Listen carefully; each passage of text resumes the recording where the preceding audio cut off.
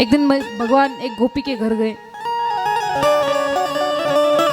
वहां का माखन चोरी करते समय उस गोपी ने पकड़ लिया और कहा कि अगर आइंदा से आया तो तेरी शिकायत मैं तेरी मैया से करूंगी। भगवान कहते अच्छा ऐसी बात, तो कल तेरे घर फिर से आऊंगा। परंतु भगवान रात्रि के समय गया, जब पूरा अंधेरा था। गोपी अपने पति के साथ सो रही थी। भगवान गए चुपके से और उसकी चोटी और उसकी पति की जो दाढ़ी है उसके अच्छे से गांठ मार दी। और बताओ जो गांठ भगवान ने बांधी हो टूट सकती है? बिल्कुल नहीं। और जैसे ही गांठ मारी भगवान दरवाजे के पास आ गए और जोर से चिल्ला के कहते भूत आ गए। जैसे ही भगवान ने ऐसे चिल्लाए गोपी घबरा के उठी और वो ब्रजवासी भी घबरा के उठा। भाई भूत आ गया कि चोर आ गया? और जैसे ही दोनों एक दूसरे की दूर से उठने लगे, खाट के नीचे उतरे और इस तरफ से पत्नी उठी और इस तरफ से पति उठा। जैसे ही उठे तो इसकी दाढ़ी खींची और इसकी चोटी खींची। वो पति कहता है कि अरे बावरी अपने खसम की दाढ़ी खींच रही, तुझे तो ये शर्म नहीं आ रही?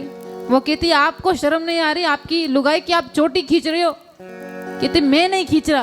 वो कहते मैं भी नहीं खींच रहा। ठीक से देखा तो किसी ने गांठ मार दी थी। गोपी कहती है ये जरूर उस नंद के छोरे का काम है, उसी ने किया होगा।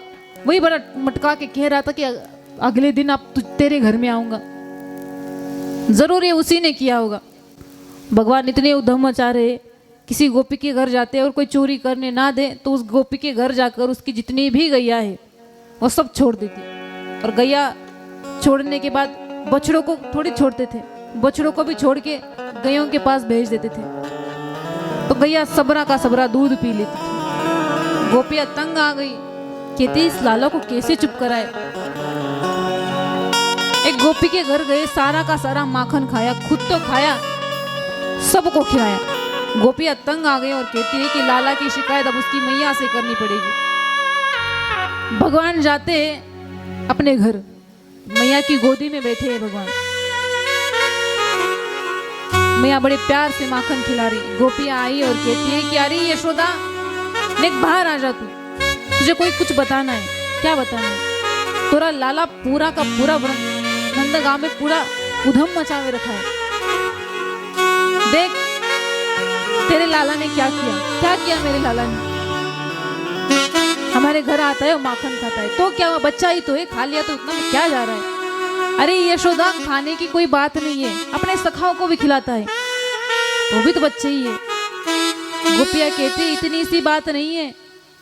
जिस घर में नया नया बालक आता है, जन्म लेता है, उसके पास तोरा लाला आता है, उसकी सर पे हाथ घुमाता है और कहता है बस 1 वर्ष का समय लगेगा, बाद में तू भी हमारी टीम में शामिल होगा, तू भी चोरी ही करेगा। उतना ही नहीं, माखन खुद तो खाता है, सखाओं को तो खिलाता ही है।